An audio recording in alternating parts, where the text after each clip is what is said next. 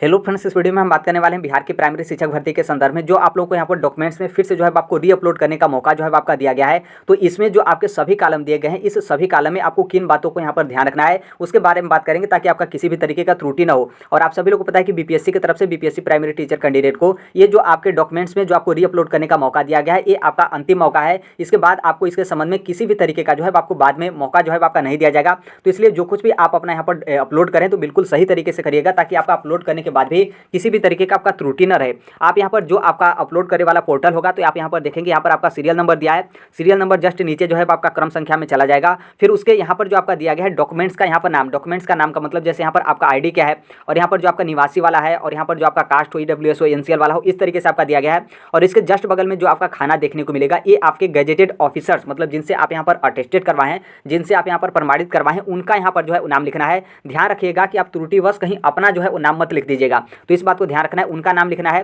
फिर अगला वाला जो आपको यहाँ पर मतलब जो आपको यहाँ पर डिब्बा या फिर खाना देखने को मिला है, तो इसमें आपको दो चीज़ लिखना है। एक तो यहाँ पर पद का नाम, और दूसरा जिनसे आप अटेस्टेड करवाए हैं उनका यहाँ पर स्थान क्या है। पद का मतलब यह है कि जैसे आपने जिलाधिकारी से करवाया हो, या फिर आपने डीएसपी से करवाया हो, या फिर कोई पुलिस अधीक्षक हो उनसे आप करवाए हो, या फिर एसडीएम से करवाए हैं, फिर तहसीलदार से करवाए, या फिर अंचल अधिकारी से करवाए हैं, या फिर आप प्रिंसिपल से करवाए हैं, या फिर आप डॉक्टर वगैरह से करवाए हैं, तो उनका यहाँ पर पद जो है आपको लिखना है। एक बात यहाँ पर और ये भी ध्यान रखिएगा कि जैसे आप किसी से मतलब जो प्रभारी चार्ज लिए रहते हैं उनसे आप यहाँ पर अटेस्टेड करवाते हैं, खास करके जैसे प्रिंसिपल, कोई प्रभारी प्रिंसिपल है उनसे आप यहाँ पर अटेस्टेड करवा लेते हैं, तो प्रभारी यहाँ पर जो है आपको नहीं लिखना है। प्रभारी आप मत लिखिएगा, बल्कि यहाँ पर क्या है कि आपको प्रिंसिपल, सिर्फ प्रिंसिपल जो है आपको लिखना है। और यहाँ पर स्थान का मतलब थोड़ा सा ध्यान रखिएगा। जैसे मान लीजिए आप बिहार के निवासी हैं, आप इस समय कहीं और रह रहे हैं, तो कहीं से भी आप प्रमाणित मतलब कहीं से भी आप अटेस्टेड करवा सकते हैं, कोई दिक्कत नहीं है। लेकिन जिससे आप अटेस्टेड करवाएंगे उनकी वर्तमान में जब आपने सिग्नेचर करवाया हो उस टाइम पर उनकी कहाँ पर पोस्टिंग थी, वहाँ का एड्रेस, मतलब वहाँ का जो है आपको यहाँ पर स्थान जो है लिखना है। इस बात को ध्यान रखना है। फिर जस्ट उसके बगल में जो आपका यहाँ पर खाना दिया गया, इसमें आप मोबाइल नंबर लिखना है।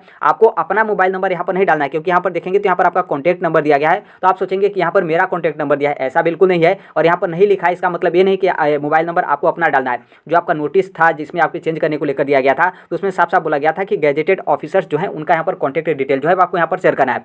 फिर आगे यहाँ पर कुछ बातों को यहाँ पर थोड़ा सा जो है आपको यहाँ पर ध्यान देना है। जैसे आप यहाँ पर पीडीएफ जो आपके डॉक्यूमेंट्स फिर से रीअपलोड करने जा रहे हैं पीडीएफ फॉर्मेट में, जो कि आपका 100 KB से जो है आपका यहाँ पर कम होना चाहिए। तो देखिए, अपलोड करने से पहले आप इसे क्या करिएगा कि ओपन करके एक बार देख लीजिएगा। बहुत सारे कैंडिडेट होते हैं कि हाँ उनका बस 100 KB से कम है, हो गया तो वो क्या करते हैं कि तुरंत अपलोड कर देते हैं। नहीं, आप अपलोड मत करिए, बल्कि उसे आप देख लीजिए, कहीं ऐसा ना हो कि आपका धूमिल हो या फिर कुछ अंश उसका जो आपका है वो यहाँ पर आपका कट गया हो, जो आपका लिखा हो वो यहाँ पर आपका कटना नहीं चाहिए, ना ही जो है आपका धूमिल होना चाहिए, क्योंकि यही तो आप गलती के हैं बीपीएससी प्राइमरी टीचर का फॉर्म भरते टाइम। और उसी गलती को सुधार करके आप यहाँ पर री अपलोड करने जा रहे हैं। तो सबसे पहले पीडीएफ ओपन करके आप उसे जो है अच्छे से देख लीजिएगा कि आपका पढ़ा जा रहा हो और कुछ भी जो है आपका कटा छटा ना हो। फिर उसके बाद आप यहाँ पर अपलोड जो है वो करिएगा।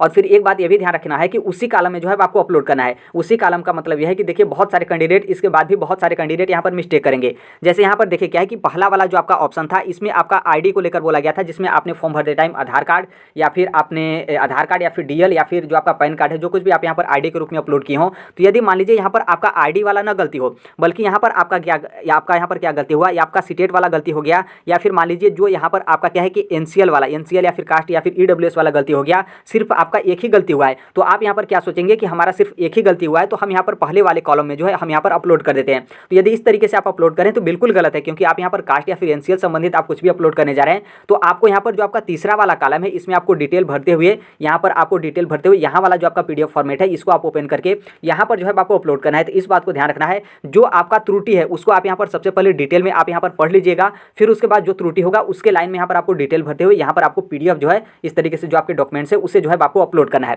फिर यहाँ पर यह भी है कि सभी पर जो है आपको अटेस्टेड चाहिए। सभी का मतलब यहाँ पर यह है कि जैसे क्या है कि बहुत सारे कैंडिडेट, जैसे यहाँ पर बहुत सारे कैंडिडेट का मतलब जो यहाँ पर जो आपके रेसिडेंशियल वाला है, मतलब जो आपका निवासी है, और जो आपका कास्ट या फिर एनसीएल वगैरह वाला हो, या फिर यहाँ पर मान लीजिए जो आपका सीटेट हो या फिर डीएलएड हो, बीएड हो, मतलब क्या है कि आपका 3-4 डॉक्यूमेंट जो है यहाँ पर गलती है, मतलब त्रुटियाँ हैं, जो कि बहुत सारे कैंडिडेट का इस तरीके से हुआ है। तो आप यहाँ पर ये मत सोचिएगा कि हम एक डॉक्यूमेंट्स पे क्या करें कि हम यहाँ पर अटेस्टेड करवा के सबको अपलोड कर दें, तो नहीं। आप यदि यहाँ पर जितने डॉक्यूमेंट्स री अपलोड करने जा रहे हैं, 4 करने जा रहे हैं, 3 करने जा रहे हैं, 5 करने जा रहे हैं, 1 करने जा रहे हैं, आपको सभी पर जो है आपको यहाँ पर अटेस्टेड करवाना है। जितने आपको डॉक्यूमेंट जो है आपको यहाँ पर अपलोड करना है। तो एक से आपका काम नहीं चलेगा। यदि 2 डॉक्यूमेंट्स आपको अपलोड करना है तो दोनों पे चाहिए, 3 है तो 3 पे चाहिए, यदि 1 है तो सिर्फ और सिर्फ आपके एक ही पर चाहिए। जितना आपका गलती है, जितना आप री अपलोड करेंगे उन पे जो है आपके यहाँ पर अटेस्टेड जो है वो चाहिए। और यहाँ पर ये भी ध्यान रखिएगा कि जो गलती है वही सिर्फ बदलें। इसका मतलब यह है कि जैसे यहाँ पर मान लीजिए हमने यहाँ पर बताया कि आपका कास्ट मतलब कास्ट हो या फिर ईडब्ल्यूएस हो या फिर एनसीएल हो, सिर्फ आपका यही वाला गलती है। तो बहुत सारे कैंडिडेट क्या होते हैं कि बच्चों वाला काम कर देते हैं कि इसको आप क्या करते हैं कि इसको आप यहाँ पर क्या किए कि यहाँ पर तो आपने अपलोड कर दिया,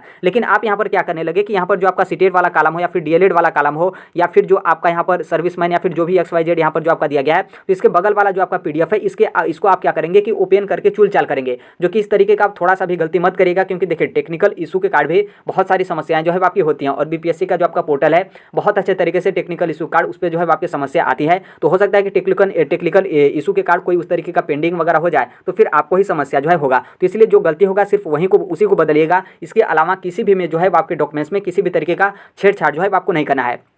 एक बात यहाँ पर ये भी ध्यान रखना है कि आपको एक ही बार में सबमिट करना है। एक बार का मतलब यहाँ पर क्या है कि जैसे मान लीजिए यहाँ पर जो आपके डिटेल दिए गए हैं, यहाँ पर डिटेल देने का मतलब यह है कि जो आपको यहाँ पर गैजेटेड ऑफिसर्स का नाम, पद और उनका स्थान और मोबाइल नंबर, तो आप यहाँ पर बहुत अच्छे तरीके से ध्यानपूर्वक रख कर और आप अच्छे से 2-3 बार मिलाकर ही जो है आप फाइनल सबमिट करेगा। क्योंकि यहाँ पर क्या है कि मान लीजिए आप यदि एक बार सबमिट कर देते हैं, फिर उसके बाद पता चले कि अरे यहाँ पर तो जो नाम लिखना था यहाँ पर हम अपना नाम लिख दिए, या फिर जो यहाँ पर पद स्थान और स्थान दिया था दोनों लिखने को लेकर तो हम यहाँ पर एक ही लिखे, या फिर मोबाइल नंबर जो था यहाँ पर मोबाइल नंबर में मिस्टेक हो गया, या फिर क्या है कि हम यहाँ पर अपना मोबाइल नंबर दे दिए, तो फिर आप क्या करेंगे कि फिर यहाँ पर लॉगिन करने को लेकर परेशान होंगे और फिर से जो है आप चेंज करने को लेकर जो है आप मतलब सोचेंगे कि फिर से जो है वो चेंज करें। तो इसलिए जो कुछ भी आप यहाँ पर सबमिट करेगा एक ही बार में जो है आप यहाँ पर फाइनल जो है वो सबमिट कर दीजिएगा। फिर इसके बाद आपका यहाँ पर आसानी से जो है जो कुछ भी त्रुटि है वो आपका यहाँ पर डॉक्यूमेंट्स अपलोड हो गया, तो फिर यहाँ पर आपको फाइनल जो है वो सबमिट करना है। फाइनल सबमिट आप यहाँ पर देखिए, फाइनल सबमिट आपको यहाँ पर नीचे जो है ऑप्शन मतलब देखने को मिलेगा। यहाँ पर टोटल 11 डॉक्यूमेंट्स हो गए, उसके जस्ट नीचे यहाँ पर आपका दिया है फाइनल सबमिट। तो यहाँ पर आप सबमिट एप्लीकेशन कर देंगे, आपका यहाँ पर कंप्लीट जो है आपके जो री अपलोड डॉक्यूमेंट्स है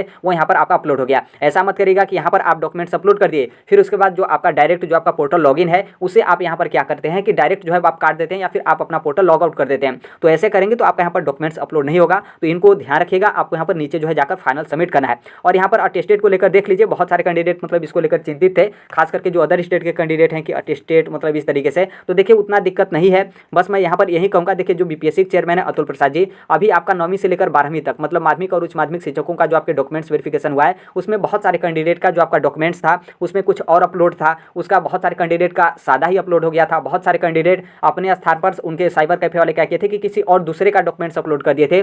लेकिन उसके बाद भी BPSC जो चेयरमैन है अतुल प्रसाद जी वो साफ साफ यहाँ पर ट्वीट करके बताए थे और बोले थे कि हम सभी लोगों का ये जो माध्यमिक और उच्च माध्यमिक के जो शिक्षक हैं उनका हम यहाँ पर रिजल्ट जारी करेंगे। उन सभी लोगों का जो पार्शियली वेरीफाइड की कैटेगरी में रखा गया है तो उन सभी लोगों पर हम मतलब उनका OMR शीट जारी कर देंगे, रिजल्ट जारी करेंगे। और बिल्कुल जो आपका डॉक्यूमेंट्स वेरिफिकेशन में जो आपका ओरिजिनल डॉक्यूमेंट्स जमा होता है तो उस टाइम पे हम यहाँ पर क्या करेंगे कि 9वीं से 12वीं तक के जो टीचर हैं उनका हम यहाँ पर डॉक्यूमेंट्स में चेक करके इनको हम यहाँ पर क्या करेंगे कि नियुक्ति वगैरह का जो आपका प्रोसेस है उसमें आगे हम जो है भेज देंगे। मतलब इनको किसी भी तरीके का दिक्कत या फिर वंचित जो है आपका नहीं किया जाएगा शिक्षक भर्ती से। तो देखिए यहाँ पर प्राइमरी के लिए भी बहुत सारे कैंडिडेट यही सोच रहे हैं। तो देखिए आप ये मत सोचिए, क्योंकि उसमें क्या हुआ था कि इन लोग का रिजल्ट आने से पहले जो है डॉक्यूमेंट्स वेरिफिकेशन हुआ था और प्राइमरी में ऐसा जो है आपका बिल्कुल नहीं, रिजल्ट आएगा उसके बाद डॉक्यूमेंट्स वेरिफिकेशन होगा। तो देखिए जहाँ तक मुझे पता है कि चेयरमैन की तरफ से हमेशा जो है आपके रिलैक्सेशन मिलेंगे और किसी भी लोग को वंचित जो है आपका नहीं किया जाएगा। लेकिन आप अपने से भी जो है वो थोड़ा सा भी जो है रिस्क मत लीजिए कि हम यहाँ पर जो है इस तरीके का रिस्क लेते हैं, देखते हैं BPSC चेयरमैन यहाँ पर क्या करते हैं।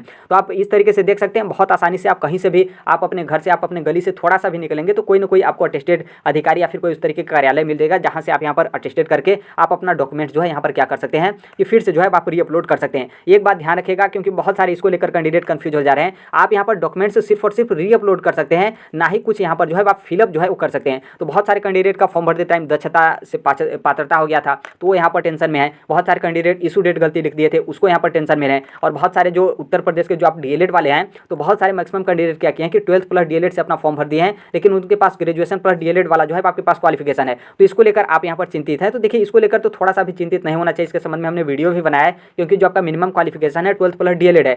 फिर उसके बाद भी आप लोग यहाँ पर चिंतित हैं और बहुत सारे कैंडिडेट यहाँ पर बोले हैं कि यहाँ पर भले ही आपने 12th प्लस DLED वाले ऑप्शन से अपना फॉर्म जो है वो सबमिट कर दिया हो, आप यहाँ पर जो आपको री अपलोड करने का मौका मिला तो यहाँ पर क्या करिए कि ग्रेजुएशन वाला जो डॉक्यूमेंट्स है उसे आप अपलोड कर दिए। तो देखिए ऐसा आप करें तो तब तो ये तो आप गलती करें, क्योंकि जो आपने फॉर्म सेलेक्ट किया था वो आपने यहाँ पर 12th सेलेक्ट किया था, तो सिलेक्ट आप 12वीं का कर रहे हैं और डॉक्यूमेंट्स आप लगा रहे हैं ग्रेजुएशन का, तो कैसे आप वेरीफाइड की कैटेगरी में आएंगे डॉक्यूमेंट्स वेरिफिकेशन में, उसमें तो आपको दिक्कत ही होगा। तो इसलिए इस बात को ध्यान रखना है। फिर सिर्फ 2 कैंडिडेट का मतलब जितने भी डॉक्यूमेंट्स में त्रुटि हो, गलतियाँ हो, सिर्फ उनको यहाँ पर जो है फिर से डॉक्यूमेंट्स रीअपलोड करना है, या फिर जो आपने डॉक्यूमेंट्स अपलोड किया वो आपका अपठनीय, पढ़ा नहीं जा रहा हो, तब यहाँ पर क्या है कि आपको डॉक्यूमेंट्स जो है वो रीअपलोड करना है। क्योंकि यहाँ पर देखिए जो आपका फॉर्म फिलअप हो और जो आपका PDF है दोनों यहाँ पर सेम होना चाहिए, तभी आपके डॉक्यूमेंट्स वेरिफिकेशन में वेरीफाइड की कैटेगरी में आप आएंगे, अन्यथा जो है आपको not verified, partially verified, unverified की कैटेगरी में जो है आपको यहाँ पर रखा जाएगा। बाकी देखिए ये जो आपका डॉक्यूमेंट्स मतलब डॉक्यूमेंट्स वेरिफिकेशन बोले, ये जो आपका अटेस्टेड वाला मामला हो या फिर गजेटेड ऑफिसर्स वाला हो, या फिर जो इसके लिए इसको लेकर आपके डाउट वगैरह, इसके संबंध में हम प्रॉपर अच्छे तरीके से